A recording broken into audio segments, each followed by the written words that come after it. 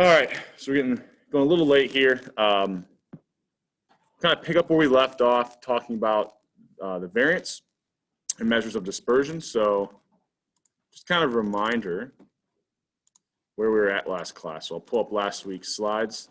So we ended on kind of working with this football coach salary data. We talked about how we calculate the variance here. And we really said, a good way a way you can think about the variance is for every single observation, right? We were looking at the deviation or the difference from the mean and squaring it. And so you can almost think about this as, because we're dividing by the number of observations, this is kind of like an average deviation from the mean. So across all the observations, the variance is kind of giving us this measure of how much the data on average varies from this center point, right? Or this middle point. I don't like this because I can't see all of you, so I'm going to put this down. Okay. So this is the equation that we were working with. All right. We'll start here, and I'll just kind of do a little bit in Excel, show you how this looks in Excel, and then we'll kind of compare another way of doing the variance. So let's say we had, I don't want a blank file. There is the file that we have on Canvas is called COVID data blank. I believe one of the sheets should be unemployment data. So let's pull that open real quick. So I've got COVID data blank here. That's the file that's sitting on Canvas. We can get the rest of this minimized, get this out of the way. You don't need to see me. So we go over here, go to these different worksheets. Here's the unemployment one, okay? So blow this up so we can all see it a little bit better. So what we're first gonna do, all right, is determine how much each observation varies from the mean, and then we're gonna square that value, okay? So I'm gonna calculate the mean over here. We talked about last Thursday. The function we use to do that is the average. So we just select the variable, so Control Shift or Command Shift on a Mac, hit the down arrow, hit Enter. Now we've got our mean in there. Okay.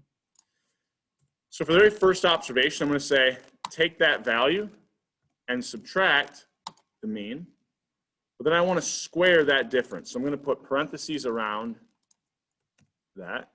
And the way that you square things in Excel is you hold Shift and then hit the 6, so that little caret, right? It's above your 6 key. And then what power, this is kind of tells that you want to raise that to a power. What power? Well, we're just squaring it just so there's a second power. Okay? Now, when I copy this down, it'll basically take the deviation from the mean for each observation and square, because B2 will become B3 and then B4. However, F1 would update as well. So what can I do to make sure that doesn't happen? Talked about this last week in Excel. Yeah, I can freeze it or put $signs in front of the row and column heading, okay? So once I have that, I should be able to copy this down, and I'll have the deviation squared for every single observation. So nice little kind of shortcut in Excel. See this like little green rectangle down here? When my cursor goes over it, notice it becomes like a black plus sign. Except for the screen just went out. Wait for it to come back. I'm loving this classroom. So once it becomes that black plus sign, if I double left click, notice it goes all the way down and fills it in for all of my data. Okay, so that's kind of nice. Right? Now that I have all those deviations squared, we said we want the sum of all of those, right? So we want to add things together in Excel. We just have that sum function. Right? So I've got that sum function. I'll select all those numbers I want to add up. Right? And that'll give me essentially, what we were doing last week, is that numerator in my variance. Now the only thing left to do, and we'll treat this like it's population data just to make it easy, is we need to take that and to get our variance. Here's our numerator. We want to divide it by the sample size, okay? Now, I could have calculated the sample size in a different cell and then just selected that. But I can actually, I'm breaking a lot of things down into parts, but you can put multiple functions in the same cell. So here I want it to do some math for me. I want to take the number that was in C18 and divide it by something. But I want to divide it by the number of observations, which we said that count function, if I select my variable, will just count the number of observations that have any value, right? So it's basically just counting the number of observations for me. So I'll select my original variable here in that count function. And so now I'll have my numerator for my variance divided by my sample size. Okay? So I can kind of do multiple functions in the same cell. And I'll show you another example of this as we kind of keep working. Okay?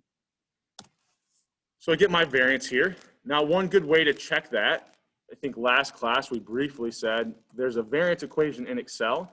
It's either var.s for the sample variance, or if it's a population variance, var.p. And then you just select that variable. Now, one thing I did there was if you hit Control Shift or Command Shift and down arrow, notice it selected those words.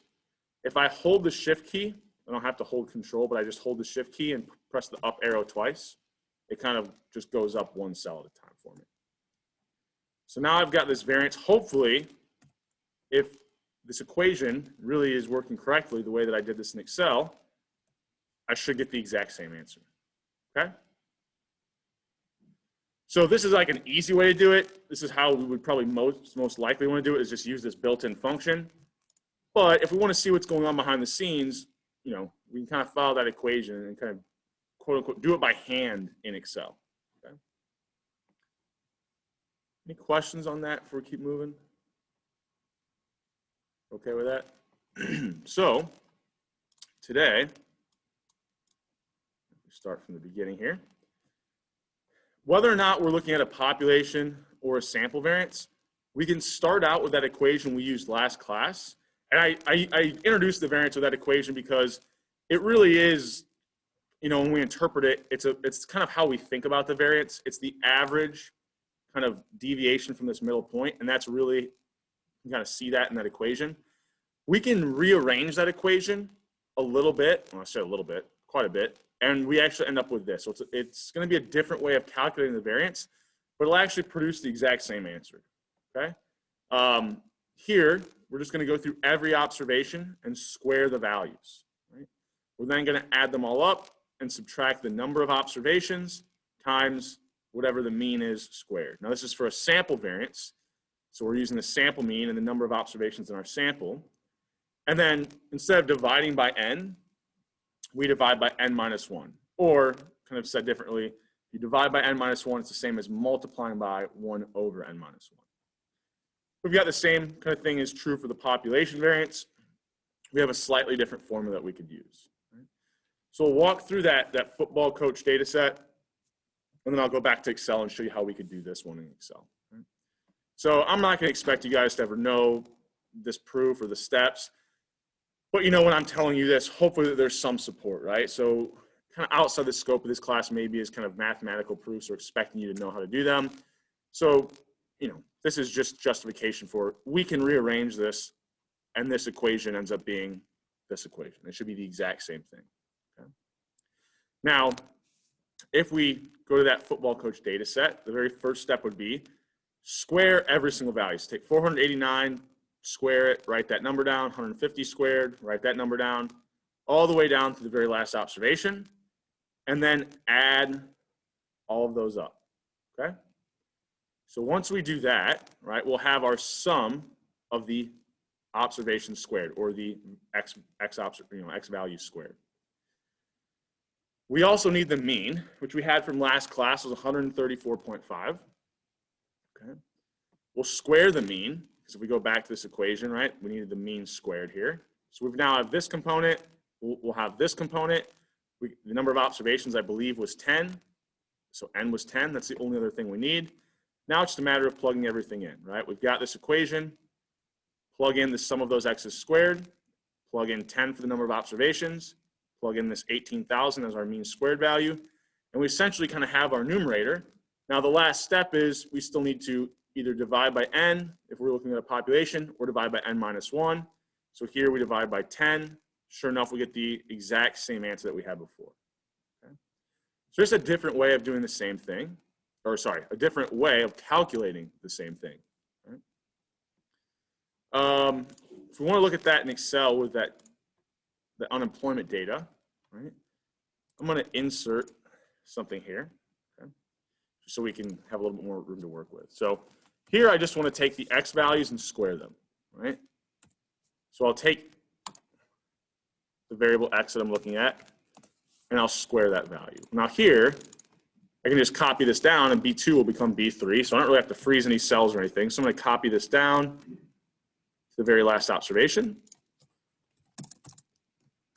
I want to add up or kind of take the sum of all those X values squared. So equals sum, and I'll just select all these values. Right? Now here's where I don't have to do things in parts, right? If I go back to my formula sheet, I want the sum of the X's squared minus the number of observations times my mean squared, okay? So I want to subtract my number of observations, which once again, we can use that count function. So this is going to be an example where I'm using multiple functions in the same cell. I just have to remember what they're telling me. This was the sum of my X's squared. Now I want my number of observations, so I use that count function and just select the variable, right? Close my parenthesis. And then I wanted to multiply that by my mean squared. Well, my mean was up here, so I click on that cell. It puts the reference in, and I want to square that value. Now, order of operations here, we should be okay, but if you were kind of concerned, we could always kind of make sure that that gets squared first, put parentheses around that. So notice we can use multiple functions in Excel within the same cell. Now, this should give me kind of my numerator. The only thing left to do is if I take that and divide it by the number of observations. So I'll divide it by that count function again. And like I said, if it's easier, you could have just done this count in another cell and then just kept referencing that value, okay? But hopefully, if we did this correct, we get the exact same answers here. And this is just out to a different decimal place. So we could, you know, if we truncate these to be on, there we go, the same decimals, we get the exact same value. Right? So here was kind of the longer way of doing it. Here was the very nice and easy built-in function in Excel. This is, you know, if I ever ask you to do this on an Excel assignment, which I will post that first Excel assignment today, you can just use this var.p, right? I'm just showing you the other behind the scenes to kind of see what's going on, how these other methods would get us to the same answer. And that's one of the things, like, I don't, you know, this isn't a pure math course, so I'm not going to focus on the formulas. So I'd rather show you that something is true with data as opposed to like make sure you understand the mathematical proof. So with data here, we can see either method is going to give us the exact same variance, okay? Any questions on any of that? You want to see any of that again, or just questions about Excel? I know I do some things sometimes and I forget exactly. I've got multiple sections if I told you guys, or if I forgot, or if I even forgot in all sections. But you know, one thing like here where I can't see the whole label, if I go in between these columns, notice how it becomes this like little double arrow kind of pointing to the east and west. If I double left click, it auto kind of fits and kind of makes sure I can see all the words that are in those cells. Okay, we're okay with this? No questions? All right. Speak now or forever hold your peace. So we've got this we've got these two equations we can work with. I want to do a little bit with this. I was hoping that I would have this dot cam today because it's easier to do this if I'm drawing. So on the fly, let me think how I can use this tool to maybe show us this. No, we're going to attempt this. I don't know how well this is going to go. So let's use this drawing tool. I'm not good at drawing with this. So let's say we've got our x-axis, and here's my first distribution. Right? Hopefully you can draw this a little bit better than I can. So let's say, I can't do Greek letters in here. So let's just say the variance is 10. Right? So I start out with this variance of 10. Right? Let's say I have something that has a higher variance. Okay? So this blue line will be the second distribution. that has a higher variance, but they both have the same mean. So they're both going to be centered around the same point. So if I wanted to and kind of think about, I don't know, they're both going to be centered. We can come up with whatever value we want. Let's say they're both centered at 50. Right? But the second distribution has a higher variance. Let's say the variance is 100. What that means is that on average, the data is further away from the mean. Right? If it has a higher variance, the data on average is further away from the mean. So remember, our y-axis here, when we do these distributions, we can really think about it in two ways. One way, just the frequency, right? The number of observations I see that are this far below 50, or the number of observations I see that are this far above 50.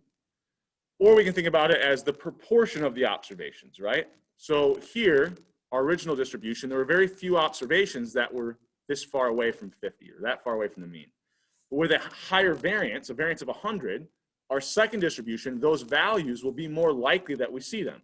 They'll happen more often. So the frequency or the kind of proportion of the data we see at those values will be higher. So that higher variance, these extreme values that are far away from that mean of 50 are going to be more likely for us to see, right? Or a higher frequency of occurring. However, the values around the mean, right? It's going to be less likely we see, like, if it's more likely we see values further from the mean, it's going to be less likely we see as many values near the mean. So these values right around the mean are actually going to be less likely for us to see. Now, if we kind of connect these two, right, to kind of get our distributions, this isn't perfect, but you can kind of notice with this higher variance, so if this said it was what, variance of 100, we're going to end up with high variances that our distribution is flatter, right? That the tails are fatter, all right? It's more likely we see observations far from the mean. And kind of the middle part will be kind of smaller, right? It's going to be less likely we see observations near the mean, okay? So our variance is going to flatten. The higher the variance will flatten our curves. Or if it's a lower variance, it's going to peak, right? Kind of draw that distribution up. We think about going from a variance of 100 to 10, that blue distribution became more peaked, you know, once we got to that variance of 10, that red distribution, okay? Like I said, I know this isn't perfect. I hate drawing with this tool, so hopefully next class we'll have something where I can actually use my hands and my dexterity is a little better than with a mouse. So that's the idea. What would a difference in the mean do? Let's say I had two distributions, the exact same variance, so maybe they both have a variance of 10, but one of them has a higher mean. What's that? How would I then compare those distributions if I was going to put them on a graph?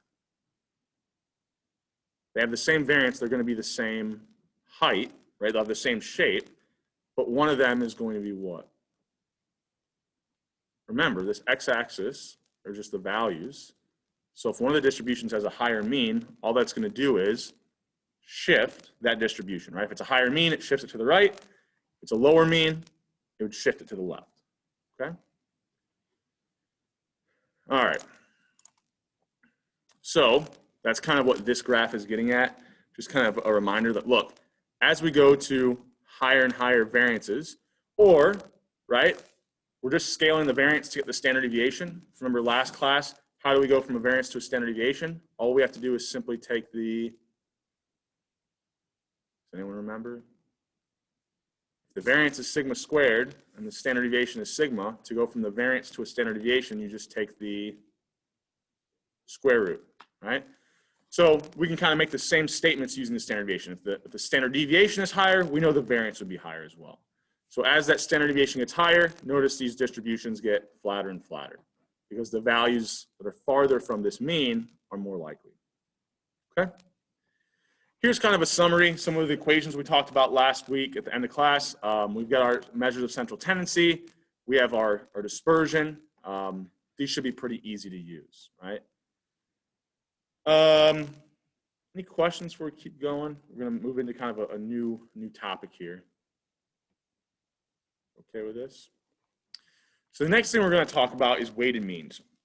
So what we were doing last class, and let me think about, I'm going to use Excel since I don't have anything to kind of write with and display to you to kind of get at this idea. So what we were doing with the mean is, right, we were saying take the sum of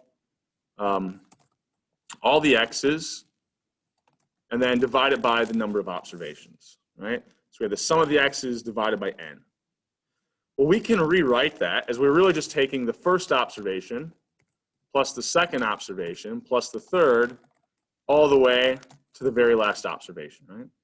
And then we were, oops, didn't want to do that. I'll put parentheses around this. Then we were taking the sum of all those observations and we were dividing by n. Well, if we divide everything by n, what you could really think about is this is the first observation divided by n, plus the second observation divided by n, plus the third observation divided by n, all the way to the very last one. I could then actually pull that out. Dividing by n is the same as multiplying by 1 over n. So we have 1 over n times that first observation plus 1 over n times that second observation plus 1 over n times that third, except for I forgot my n here, all the way to the last observation. Well, notice each observation is being weighted by 1 over n, okay? So each observation is 1 out of 1,000 observations. So everything's being weighted equally, right? Now we can't really see that from the original equation that we had, but if we rearrange it and break it down, behind the scenes, that's really what's happening. Every observation is being treated exactly the same because each observation represented one person, right? Or one company, or whatever the example was that we were looking at. Instead, what if we had a situation, and I don't like the example I have here, so we're going to ignore this. What if we wanted to calculate the average life expectancy in the world? But we don't have data on every single person who's ever died, right, and what age they were. However, every country kind of keeps track of their own and their own deaths and puts out what their country's average life expectancy is. So we have life expectancies from every single country, right? Well, I can just take the mean of all of them, right? Add them up and divide by the number of countries I have. And that would give me the average life expectancy. The problem is, if I've got China, let's say their average life expectancy is, 70, 78. And then I've got Taiwan and their average life expectancy is 89. Why should I not simply treat those two observations the same? What's maybe something that's very different about those countries that one measure, that one observation, just the life expectancy of that country, why should I not be treating those two countries the same? Yeah. Yeah, right? The 78, the average life expectancy in China represents like 1 billion people. I don't know how many people are in Taiwan, but it's a lot less than 1 billion, right? And so their average life expectancy shouldn't carry near as much weight in the calculation for the world's overall life expectancy. Same kind of idea if we want to do something in the US and we only have measures at the state level, we don't want to treat California the same as Rhode Island because that one value that for California would represent way more people than that one value we see for Rhode Island. So this is the idea of group data, right? And this happens a lot. This is a problem we run into where we can't get our hands on the original data. All we have is it's grouped by something. So ideally, I could see every single person's death, but I can't. I can only see them grouped at the country level. When we have that situation, we have to do a weighted mean, okay? So this weighted mean equation is going to look like this. So hopefully, we're starting to get used to this sum function. We're going to have data that's kind of presented to us just by the group averages. So we'll take whatever variable we're interested in for each group, and we'll multiply it by that group's weight. Once we do that, we'll add them all up and then divide by the sum of the weights. Right? And we'll look at a couple different data examples, and I think this will make a little bit more sense. So these weights can be different things. I'll kind of give you the most common one that we'll use is this idea of something like population or a frequency. But I'll give you an example before we get out of class today where we're thinking about something that's quite a bit different. Okay? So in words, we'll multiply every single value by whatever the weight is that we're using, right? For each group, we'll do this. So the product of this, right, it's multiplying two values by each other, we'll then add all those up. That'll be our numerator. We then add up all the weights, right? And the sum of those weights will be our denominator. So, each value will go through, multiply the weight by its value, then add them all up. That's our numerator. Add up all the weights. That's our denominator. And now it's just a little bit of math. Okay. It's just kind of in words what we're doing here, this step by step. Right? So I'll show you kind of an example in the slide and go through it kind of relatively quickly. I do think, you know, maybe this is a false, maybe this isn't the right idea, but I do think seeing some of this work in Excel, like seeing the actual data, also really helps. So we'll go through an example in the slide, and then I'll kind of copy and paste and show you how you could do this in Excel pretty easily. So this Census Bureau has this huge sample of people's incomes they take, but they don't give you the data, right? Because they're worried about, I don't know, you can identify somebody based off of their responses, and they don't want you to be able to find anyone in their sample. So you can request the data, but you have to request it based off of certain characteristics, right? I chose to do it by gender and race here. We'll see another example where I think I do it by region of the country. You could do it by age. But here's kind of one that's, you know, highlights a couple things. So I wanted to kind of request this data. So, you know, obviously we could have some qualms about the fact that the census kind of categorizes race into 4 categories, but that's what they have, right? So we've got 4 kind of different race identifiers and then kind of our gender, right? So this observation represents the average income for white males. This observation represents the average income for Asian females, okay? And so on and so forth. So I've got this group data. The problem is, you know, this income value represents 73,000 people, while this income value only represents 6,000, right? So if I wanted to calculate, say, the average male and average female income in the US based off this group data, I don't want to just simply add up these values and divide by 4, right? I can't do the regular mean because each one of these values represents a very different number of people, right? This is, you know, China in our example, and then this is Taiwan, right? A lot of people here, not near as many, okay? So what I'm going to do is go through every observation, take the value for the variable I'm interested in, so 59,000, multiply that by about 73,000, then add to that 38,000 times 11,000, add to that 60,000 times 6,000, add to that 36 times 17,000. That would be my numerator. I would then divide by the sum of my weights. Well, here the variable I'm interested in is income. The weights I was using was kind of this frequency, or the number of people in each one of these groups. So if I add up all those weights, that's where I get that 108,000. So I kind of actually already did one of the steps for you here. I kind of gave you that sum of the weights. So if I just write that out and want to do this all in one line, it's going to look something like this, right? 59 times 73,000 plus that 11,000 times 38, so on and so forth. And then my denominator here was the sum of these weights. Excuse me. So we kind of notice here, I could have just plugged in 108,000 here, but if I hadn't given you that observation, you know, you could have calculated it this way, okay? Any questions on that? Just the process, or? I don't think this should be too bad.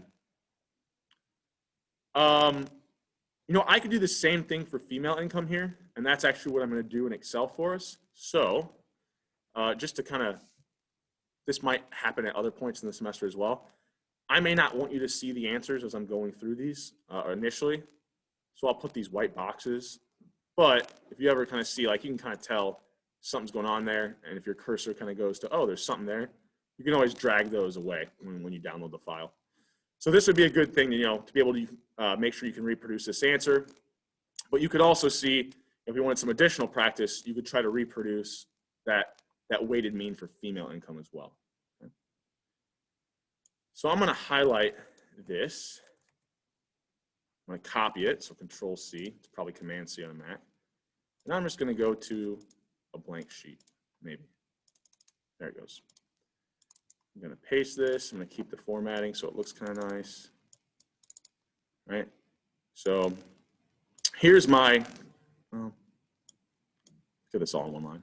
Here's my number from each group. And here I didn't even copy and paste what race it was, because honestly it doesn't matter. We're just trying to compute the weighted mean. Okay? So I've got my weights and I've got my variable X that I'm interested in. So what I'm going to do is first, let me make this look a little better. Look at, well, we can just do W times X. Why is this so small? Okay, so we're just going to take each group, the weight times that X variable. So all we have to do is, oh, why is this so small? Here, let's go to view. Oh, because I didn't change the view. Oh, because I switched sheets. So we'll take each weight and multiply it by the X value. So here's our weight for the first group times the X value for that first group. Now, when I copy this down, A3 and B3 will become A4 and B4, which is what I want, right? I want the next observation to use its weight and its X value. So I copy these down. I'm going to use this format painter so that everything's the same. Now here's the thing, where if you just get these number signs, we don't think we've run into this problem yet. Once again, if we go up here between the columns and double click, the cell wasn't big enough to show the whole number, okay? So we have all these, the weight times the X value. The next thing that we want to do, if I can get this to work, cooperate. Let's make these a little bit smaller, so maybe it'll, all right, there we go. Now I can see everything on the same page. We're going to want to add up or take the sum of the weights times the X value. So we'll just use that sum function, add up all those weights times their X values. That'll be our numerator, right? The next thing we wanted was just the sum of the weights, right? I wrote sum of W here. You could write sum of weights. So equals sum. Now I'll add up these weights, right? Hit enter. Now I've got my numerator, my denominator. If I want my weighted mean, the only thing left to do is just, right, take the numerator, divide it by the denominator. And I'll get that same value that was in the slides, okay? So, to me personally, I like Excel. And the way that this class is, we're not doing an in-person exam. You're doing your homeworks at home. You have this tool of Excel available to you. So if you want to get really good at Excel this semester and do all your work in Excel, I would suggest it. I would, it's not cheating. I actually think it's like a good idea, not just for this course, but for kind of moving on as well. So, you could do this by hand. I kind of had the equation in the slides. You could type that whole equation into your calculator. It's a lot easier to make a mistake, I think, that way, as long as you're feeling comfortable with how you use Excel, okay? Any questions on that? You want to see any part of this again? And I'll save this file and make it look a little bit prettier and post it up on Canvas after class, okay? So there's our weighted mean, right? We can go back and verify that's the right answer, right? So one thing I want to point out here is, well, I'll wait and point it out. We'll come back. I have the data broken down a little bit differently. Let's say instead we have it by gender and region of the country. Now this idea of weights, right? Which of these is going to carry more weight, right? Which of these regions is going to influence our weighted mean the most?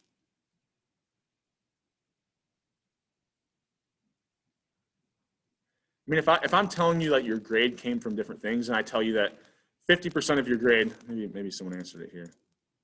Yeah, the South, right? So why the South? Well, think about weights. A higher weight makes that observation have more influence over the mean, right? It carries more weight. So whatever has the highest weight here, which is clearly the South, and whether or not we want to do male or female kind of average income, excuse me, right? They by far and away have the highest weight. It's going to influence the mean the most. If we look back here, which one would have influenced the mean the most here would have been kind of our white category, right? Because that had 73,000 relative to these, smaller kind of proportion of the overall data.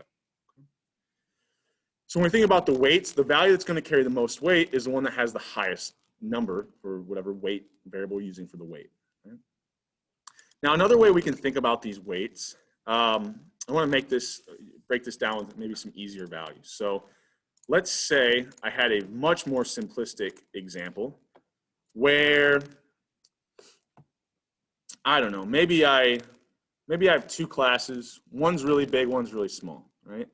So I have like 50 students in one, well, I'll label this. Number of students, and then kind of the average grade in that class, okay? So, and if you don't have to do this in Excel, if you wanted to write this down by hand, right? I'm basically using Excel because I don't have a dot cam today.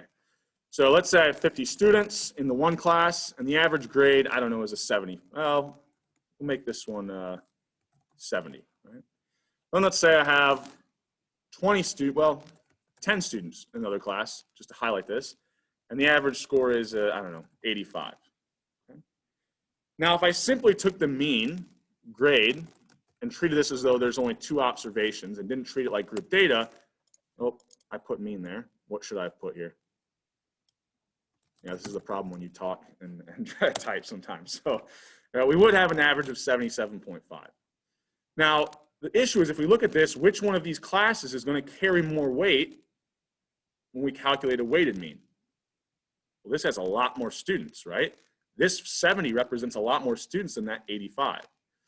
So what I can do is take my weighted mean. So I would take, and actually I don't want it to do the math for me. I want you to be able to see this. So 50 times 70 plus 10 times 85, right? That would be the sum of my weights times that x value. My denominator is going to be the sum of the weights, so it's going to be 50 plus 10. So what we're thinking about here in the denominator, we really could rewrite this as 60, okay? Well, if I'm dividing both of these by the same value, I could even rewrite this a little bit more. So I could do 50 times 70 divided by 60 plus 10 times 85 divided by 60. If I then rearrange that a little bit, I've got 50 over 60 times that grade of 70 plus 10 over 60 times that grade of 85. Now, the reason why I'm trying to show you the intermediate steps, but once we get here, notice what we're doing. That value of 70, we're really weighting it by the fact that it's 50 students out of the total 60 students across all groups or all classes here. And then the second one, that 85 is being weighted 10, right, out of the 60 total students, okay? So really we're kind of weighting these observations by the proportion of the overall kind of data set that they actually are. And when I say the overall data set, it would technically be the data set we can't see, right? Somewhere, I have a file that might have these 2 classes and I have every single student's grade. That'd be the better data to have, but all I'm giving you is the average grade for each class.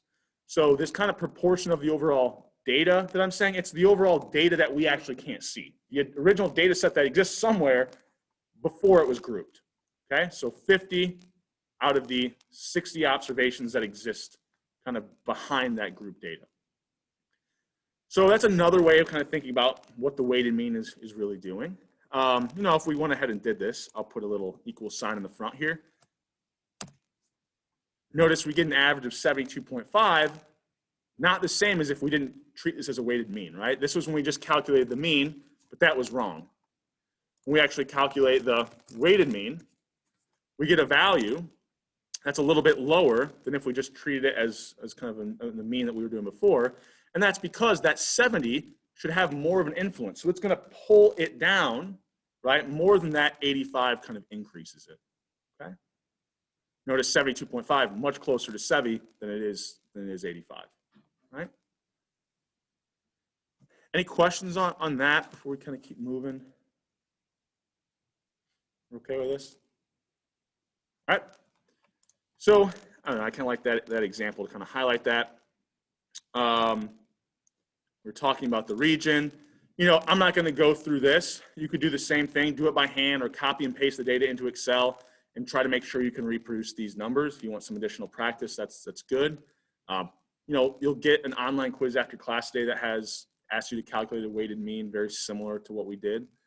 So make sure you're getting a little bit of practice on that. I think the Connect homework has a few weighted mean examples on there as well. So if we can do a weighted mean, guess what else we can do? A weighted variance, right? So the weighted variance, now that we kind of have this idea of how we do the weighted mean, it's pretty easy. It's a small extension from the original variance that we were calculating. So, we still have group data. So what we're going to do, go through every single group, take the observation for the value we're interested in, x, subtract that mean, square it. So we're still finding the deviation from the mean squared. we're then just weighting that deviation by whatever that group's weight is. Do that for every observation, add them all up. Now you still divide by n here, but it's a little bit different, all right? I wanted to highlight the fact that we can really think about that n is really what we're doing when we're adding up the weights, right?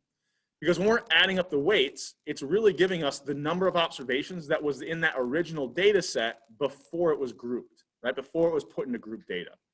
So, we're not going to be given this n, but we can calculate it by adding up the weights, right? So it's still kind of the same idea as the old variance. So this looks a little bit closer to the old variance equation, but in practice, we're going to have to calculate n by adding up all the weights. So maybe this might be easier to just kind of think about this is the equation that we want to use, okay? So what does this look like in practice, right? Now I've got the numbers here, but like all we're going to do is we'll go back to that. Hold on, screen went out. All right, it's back.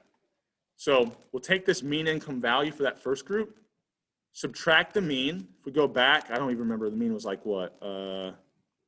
53,000, okay? So we'll go to that first observation, 59,000 minus 53,000, which was the mean, square that value, and then multiply it by our weight of 73,000, write that number down. Take the next observation, 38,000 minus that mean of 53,000, square it, then multiply it by 11,800, write that number down. Do that for the next two groups, add them all up, and then finally divide by the sum of our weights. Okay? Now, I'll show you a more detailed step-by-step in Excel here in just a second, but if you're trying to kind of recreate this and get these values, I have them kind of pasted there. So, we can calculate this. We end up having 94,000 here. Let's see how we would do this in Excel. Okay, so I'm just going to take the female kind of observations here. I'm going to copy them. Go to Excel, just so it's easier for us to see. I'm going to paste this. Zoom in so we can see the values a little bit better.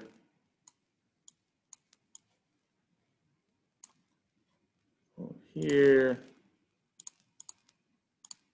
All right. So we've got our little data set here that's grouped by these 4 different race categories. So now actually, this bothers me, so I'm going to format paint, make everything look the same. So the first thing that we want to do is take our weights and multiply them by the x value minus the mean squared, right? In Excel, that's pretty easy to do. So if we had the mean, and here, I forget what it was. It was like something like 36,000. So we'll just use that as a placeholder for right now. We can change this later on, but I think the mean when we calculate here was about 36,000. So I'll first take, right, this x value. I'll subtract my mean. Now I should have just put parentheses around this to begin with because once I have that deviation, I want to square it, right? Once that's squared, I want to multiply that by my weight. So I'll select my weight and then multiply it by that deviation squared. Now when I copy this down, my weight is going to update down 1. My x value will update, so that's good, right? I want those to update. But I don't want my mean cell reference to ever change, so I'm going to have to use $signs once again. Okay? But now when I copy this down, I'll have the deviation squared times the weight for every single one of these observations. Okay? So I'll copy this down, and I've got these values. And remind me to talk about these e's in just a second. These are numbers, but I'll explain what's going on. So once we do that for every observation, right, we want to add all those up. Okay, so just use that sum function and select those values and don't hit the help on accident. Right, so this was the sum of the weights times x minus the mean squared. Right? That's all we were doing in that cell, so I'm just kind of labeling that. We could then do the sum of the weights, right? Just equals sum. Here's my weights, select them. All right. Now I've got my numerator and my denominator. So now when I want my weighted variance, it's as simple as, well, I calculate the numerator and I calculate the denominator, right? So C7 over C8 there. And that should give me kind of my weighted variance, right? Any questions on that?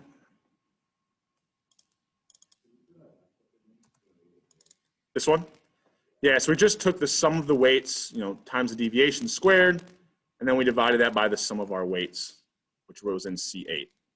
Okay. Any questions on that?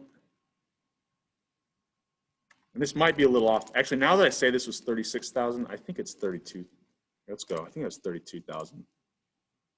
We go back here.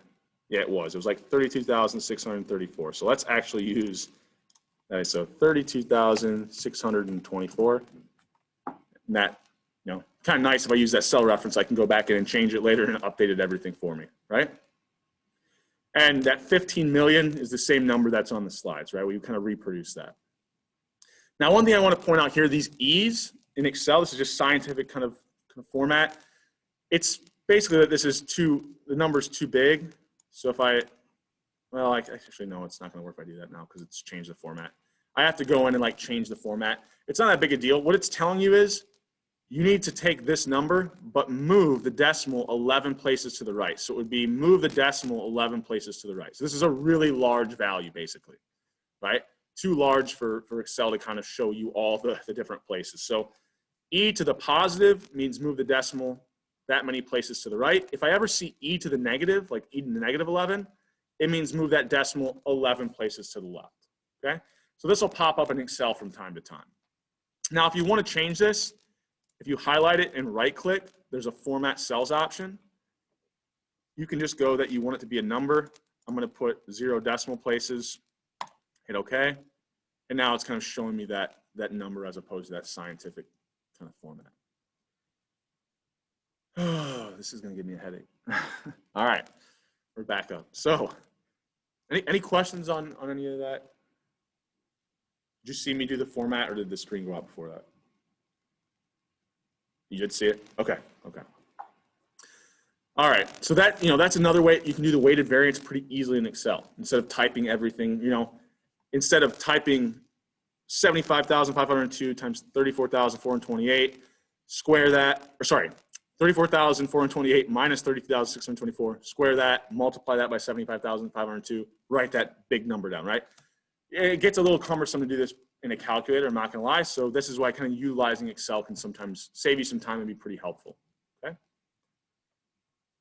All right. Now, I left this slide in here, not this slide, by the region. We're not going to do anything with it. If you wanted to get some practice calculating the weighted variances using this data set, you can do that and try to reproduce these numbers. That's what the weighted variance should be. So, the mean that you would use also would come from the earlier example that we had here when we broke it down by region as well, okay? I'd be remiss too if I didn't mention some of this is really sad, right? When we look at kind of average differences in income for race and gender, even just grabbing this data kind of highlights some of those issues. So I'd be remiss if I didn't mention that because it's always disappointing. It always depresses me whenever I download this data from the Census Bureau. So we got quite a bit of time. I think I want to try to hammer home this idea and show you a slightly different example of a weighted mean. So we'll kind of go back to the weighted mean, but the same idea for the weighted variance. So I'm just going to go to where I can type some numbers in so we can maybe see this. So let's say, let's call this the amount invested, and we'll call this second variable return. So you could write this down. You have to type it in Excel. You could just write what I'm writing down. So let's say that the first, these could be mutual funds or individual stocks, but the first one that you invested in has a negative 2% return, and the second one has a 100% return. Right? So you might look at this initially and think, well, man, this portfolio made up of 2 stocks, pretty simple. The average return is really high, right? The average return between these two is what, 49, right? That's a really good return on my portfolio, right? Well, the issue is, well, how much did you invest in each stock? Because let's say in this stock, I invested $1 million. In this stock, I only invested 1, right? Well, what's my payoff? If I invested $1, but I get 100% return, I only made $1. I doubled my money. But this stock that I invested $1 million into, I lost 2%, right? If you think about these as percentages here. So, losing 2% here would be losing $20,000. So how much did this portfolio kind of, net gain? Well, negative 20,000 plus 1, I lost 19,999. My average return wasn't simply taking kind of the mean of these two values, right? If I took the mean of these two values, it wasn't 49%. And that's because I had way more invested in this first stock, right? So what I actually want to do is calculate a weighted mean, right? I want to go through, I want to take that 1 million, use that as my weight, right? The return was the variable I'm interested in, so I'll multiply by that, add it to the next one, the amount invested times the return. And then I would take that, right, and divide it by the sum of my weights or the total amount I invested, right? And the total amount I invested here would just be what? $1,001,001. So if I actually calculate my weighted mean return for this portfolio, it's actually pretty much just negative 2% still, right? Just under that. And that's because I had so much more money invested in that one stock relative to the other, right? So that return of 100% shouldn't influence my mean hardly at all because it only was $1 out of my $1,001,001 invested, right? So I think this kind of also hammers home the idea of really what we're doing with weighted means. And those weights don't always have to be like the number of people. Here it's the number of dollars, right, that was invested into that stock. So this weighted mean and weighted variance is how you're going to calculate, the risk. I don't know where you're all at in terms of like finance courses, how many of your finance majors, but right, you could do things like calculate the weighted return of a portfolio or the kind of risk associated, with that portfolio, the kind of the variance. So, becomes pretty useful when we're talking about kind of financial examples. Okay. Any questions on that before we keep going? Okay with that? All right, so the next thing I want to dive into, pretty similar, right? In fact, this is like really the same thing that we're doing in these other examples. There's just one more curveball thrown at us, all right? So here I've got group data, and this is like the satisfaction ranking of, some help center, or, you think about it as, something that someone could ask, how satisfied were you today? And I don't know, there was a 0 to 50 scale. Most people, really liked it. So the only values that we see people really respond with are values between 36 and 50. We then counted the number of people who said the satisfaction ranking was between 36 and 38, the number of people between 39 and 41, so on and so forth, right? So we can kind of see where the majority of responses are right around that, kind of right around that 42, 44 range. So if I'm just looking at this, before I even calculate the weighted mean, which of these, I don't have one value coming from these groups, right? It's 42 through 44 or 45 through 47. So yeah, I could use my frequencies as my weights, but it's kind of hard to tell like what value should I be using. So if we ever have a situation like this, right, what we're thinking about, we really have bins, right? There are actual observations that are either 42, 43, or 44, but we force them into bins, right? So all we're going to do is use the midpoint of each one of these bins. So for the first group, we're worried about what the weighted mean kind of satisfaction rating is. For 36 to 38, we'll use the midpoint of 37. That'll be the value. 39 to 41, we'll use 40, right? It's that easy. We just use the midpoint if we ever have data like this and we want to calculate a mean or a variance. Now, I'm thinking about probably around where the mean is. What value would you guess it's somewhere near? There's not necessarily one right answer here. So, yeah, probably 43. I mean, the most common category, the midpoint I'm going to be using is 43, so it'll have the most influence over my weighted mean. The two categories next to it, 46 and kind of 40, kind of balance each other out. 37, 49, the number of observations there kind of, so I'm guessing it's probably going to be 42, 43, 44, somewhere in that range, okay? Now, in terms of the variance or standard deviation, it's probably kind of hard to tell. I don't know where that's exactly going to be. So to first calculate the mean, we're going to write things a little bit differently, but it's really the same thing we did before with the weighted mean.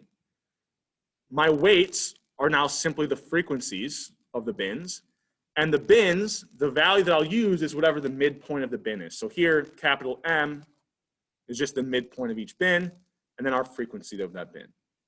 So really, if we replace the frequencies with weights and our midpoint with just whatever value we see, it's the same thing we were doing for the weighted mean. Now, another way we can think about the sum of the frequencies, same idea as before, it's really the number of observations that exist in the data set before it was grouped. So the original data that had every individual person's number they gave for the satisfaction rating, well, we counted everyone at least once. So when we add up those frequencies, and we said this when we were talking about distributions, that should just be the total number of observations, right? So we can think about that denominator in two ways, okay? Now, the actual computation, we're probably gonna have to add the frequencies up, but just want to make sure I mentioned that there. Now, the variance, once again, it's the exact same thing we were doing before. Here, it's a little different. I kind of displayed this to you as a sample variance now, sample weighted variance. So instead of dividing by the sum of the weights, or n, right, I'll divide by n minus 1, which another way we could write this is the sum of those frequencies, because those are the weights we're using. So you could replace n here with the sum of the frequencies minus 1. Right? Now, our weight, right, they've just become frequencies now, and instead of the x value, we're just using the midpoint. But really, it's the same process, right? Once you actually start working through the computation, the process is no different than what we did before. Right? So we can kind of think about here, I've got my satisfaction ratings. The average, right, if I just simply take the midpoint and times it by the frequencies we're using as the weights, 37 times 4 is 148, 40 times 15, 600, so on and so forth. We then add them all up, we get 2,795. We then divide by the number of observations, which was just the kind of sum of our frequencies here to get that 65, okay? Any questions on that? I know I want that through that a little quick. I just think it's pretty similar to what we were doing before. It's really not a whole lot different, other than we're using the midpoints here. Okay? All right, so what if I want to do the variance, right? Same kind of idea. I'm just going to go through every observation, take the midpoint of 37, subtract that mean, which we just found was 43. So 37 minus 43, which is what, 6 squared is 36. Then multiply it by the frequency, 4 times 36 is 144. We then go through that process, do that for every single observation. Notice, for this bin, the midpoint was 43, which is exactly the mean. So this was evidence that there was no variation in our data set. This one observation was evidence that there was no variance in our data set. Now, there was 4 other values that did provide some evidence that, yes, some of the data varies from this midpoint. And so we then add them all up, get that 522, and then kind of the last step that we had, divide by n minus 1, where n we said was just the sum of those frequencies. So here, divide by 65 minus 1. Right? So, this is a measure still of the average deviation of the data from that middle point. Some observations will provide that there's no, that observation is an observation where there's no evidence of variation. Now, the other 4, there was some, and so we're really taking kind of the average, right, of those. And here we're not just taking the average, we're taking the weighted average of that deviation from the mean, okay? Any other questions? Any questions on that? Yeah. I'm sorry. I know that you just went back and said the 43. What did we use the mean for? What were you talking about? Oh, okay. So here was like that original equation. So it's still a variance. So we're still going to be looking for some deviation from the mean. It's just now we have midpoints, right? So we'll use those midpoints and subtract the mean. So the mean that we found was 43. So when we go to subtract the mean, it would be like use the midpoint of 37, subtract the mean of 43 that we found previously, then square it, and then multiply it by the frequency. And then for every observation, right, the next one, 40 is the midpoint, subtract that mean of 43 again, square that deviation, then multiply it by the frequency to get that value. Does that make sense? Okay. Any other questions on this before we We move forward a little bit. Okay with this? So like I said, this is really not a whole lot different than what we were doing before. It's just we're using the midpoint. That's really the only difference there. And our weights we explicitly can call frequencies. Usually our weights are frequencies anyways. Really, even when we're looking at that Census Bureau income data, we're really using some count or frequency as our weights, but it's not a whole lot different there. Man, do I want to get into this? How many slides do I have here? We'll try to at least introduce this idea today. All right. So this is a little bit different than what we've been doing, but it's another way of describing kind of the distribution of the data set. Okay. So I'm sure you guys have taken, although not now, maybe not, but like the ACT or an SAT or some standardized test score, and they tell you like what percentile you're in, right? So like what percentile are you in, the 90th percentile? Are you in the 30th percentile? Hopefully not. You probably wouldn't be, maybe you wouldn't be here.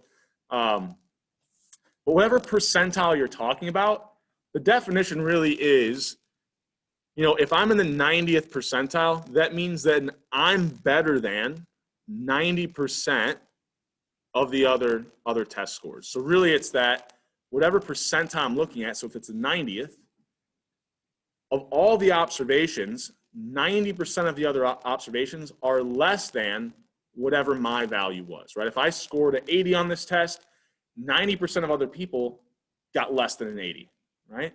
Or said differently, there are 100 minus that percent. So from the 90th percentile, 10% of scores were better than mine, right? You can interpret it either way. From the 90th percentile, I did better than 90% of the other people taking the test, but I did worse, than 10% of the other people, right? So, maybe you've seen this. I always like this chart. I have these like doctor's offices where like, you've got so much going on here. You've got, the age you are, kind of how much you weigh, but also they have height here. You can kind of see what percentile you're in based off of your kind of weight and height, right? So like when I was 13, I don't even know, I don't even think I was 5 foot. I was like 5 foot when I was like 14, I think. So I was very low, right? So you can kind of play around with this, but how do they come up with these percentiles, right? How do they come up with these values? So the way that we do percentiles based off of data is you first arrange them from smallest to largest, right? So ascending order from smallest to largest, right? Once I have them all ordered, right, every single value is going to be in its own position. So the lowest value would be in the first position. The second lowest value would be in the second position, so on and so forth, okay? So what we're going to first do is locate the position that has the value that for whatever percentile we're interested in. Because, if I only had, say, 100 observations, so there's 100 different positions, but the values aren't 1 through 100. The values could be, in the range of, I don't know, 60 to 90,000, right? And I'm not seeing every single value in that range, but that's where my data is. So I'll first identify the position, right? Now the way we do this, and I'm sure we could Google percentile position formula proof and look at the mathematical proof for why this holds. But for now, let's just take it as it is. If we use this equation, it'll give us the location of whatever percentile we're interested in. So however many observations we have in our data set, we plug that in here. Whatever percentile we're interested in, we'll plug that in here. Okay? Once we have that position, if it's an integer, it's easy, right? Let's say I use this formula and I get that if I'm interested in the 80th percentile, the position I need to look for in the data set is the 43rd position. So I go down, look for the observation that's in the 43rd position after I arrange them from smallest to largest. I go over and whatever value is in that position, that's the 80th percentile. Now it becomes a little bit more tricky if, say, I get, instead of 43, maybe I get the position is 43.4, right? Well, now I have to do something we call interpolation, right? So I'll show you this data set and work through an example to explain interpolation because I think that's the easiest way. Okay? So this was, I don't know, metal funds returns, right? Not an overly interesting data set, but small and kind of a nice one for us to work with. So notice I arranged these from smallest to largest, right? Negative, kind of largest negative values will go first. I then have what their position is, right? I only have 10 observations here. So I want to locate the 25th percentile. Well, I have 10 observations, so I plug 10 in for n. The percentile I'm interested in is the 25th, right? So this formula spits back out at me 2.75. So that's the position that has the 25th percentile value in it. Well, the problem is there is no 2.75 fifth position, right? There's a second position, there's a third position. But what that tells me is, okay, 2.75 is in between the second and third position. So the value that would give me the 25th percentile is somewhere in between the values in the second and third position. So it's somewhere in between what, negative 7.3 and 8. Right? But what is the exact value? Well, the way that we're going to do this is, it's almost like finding a weighted mean. Okay? So think of it here as the weights, you have two weights. They add up to 1. Right? It actually becomes even a little bit simpler than kind of a weighted mean. So here I'm in between the second and third position, but what position am I closer to? Third, right? So I know that the value will be a little bit closer to 8 than it should be to negative 7, right? So what I'll do is I'll look at this decimal and say, okay, I've got 0.75. So my weights should be whatever the decimal I see is, 0.75, and whatever gets me up to 1. So my two weights will be 0.75 and 0.25. Now, whichever position I'm closer to, that's the one that gets the higher weight. So here, I would take 0.75 and multiply it by 8.09, and then add to that the remaining 0.25 times negative 7.34. Okay? That gives me then the value, right? It's a value that's in between these two positions, but it's a little bit closer to that third position than it is the second. So, I think I'll probably review this maybe at the start of next class, but really the best way to think about it is look at your decimal of that position that will give you whatever percentile you're interested in. That's going to be your weight, and the second weight is whatever gets you up to 1. Now, how do I use those weights? Well, whatever position I'm closest to gets the higher one. But notice here, it's kind of easier, I said, because usually we divide by the sum of the weights, but I told you here the weights should always add up to 1. So if I divide by the sum of my weights, dividing by 1 doesn't change anything. So I can really just ignore it, right? So identify those two weights, and then it becomes really easy. Okay?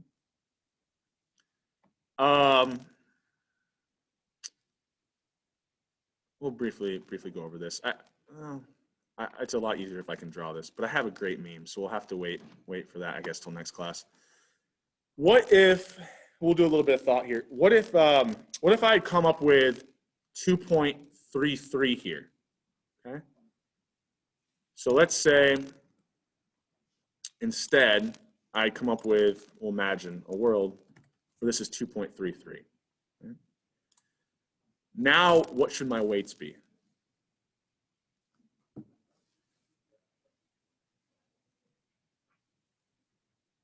We can wait till the end of the class, or we can get a little bit early if you want to answer me. What should my weights be here? I said to get my two weights, I know they have to add up to 1. And what do I look at? So maybe someone on Zoom is going to help you guys out. So you put 0.335. Technically, we would use 0.33 here, right? So whatever the decimal is, because this isn't 3 repeated. So just 0.33, and then the other weight would be 0.67, right? Whatever gets me, right, the sum of my weights has to be 1. So I've got 0.33 and 0.67, and this comes back on. So which position am I closer to? 2, right? 2.33 is closer to 2. So the position I'm closer to, that value should get the higher weight. So here, if it was 0.33, I would actually say, okay, take that second position value of negative 7 and multiply that by the higher weight, which is actually the 0.67 instead of the 0.33. And then the position that we're further from, that third position, that value gets the lower weight, which would be 0.33. So when you have kind of a decimal on your position formula that's like less than 0.5, 0.33. This is a little bit trickier. I think it goes a little bit against intuition because when you're identifying the weights, you're actually identifying the lower weight first and then the higher weight. But then you have to think about the value that gets the higher weight is the one that I'm closer to. In this case, 2.33, closer to that second position. Okay? And I don't know what value this ends up being. I switched the weights here, but I don't know what this ends up being. I don't have a calculator. It's not overly important. You could probably kind of compute this on your own. Okay? So we'll pick up, I'll show you something we can do with these percentiles at the beginning of next class that you might see in some of your other courses. I don't like to waste a lot of time on this because we don't use these a lot, but I do know that you'll see them, especially in marketing, they like to use these things called stem and leaf plots and things, so, or box and whisker. So we'll look at that. We'll do some stuff with correlations, and I think we'll probably be able to jump into, some probability stuff on Thursday as well. So hopefully we'll have a dot cam working.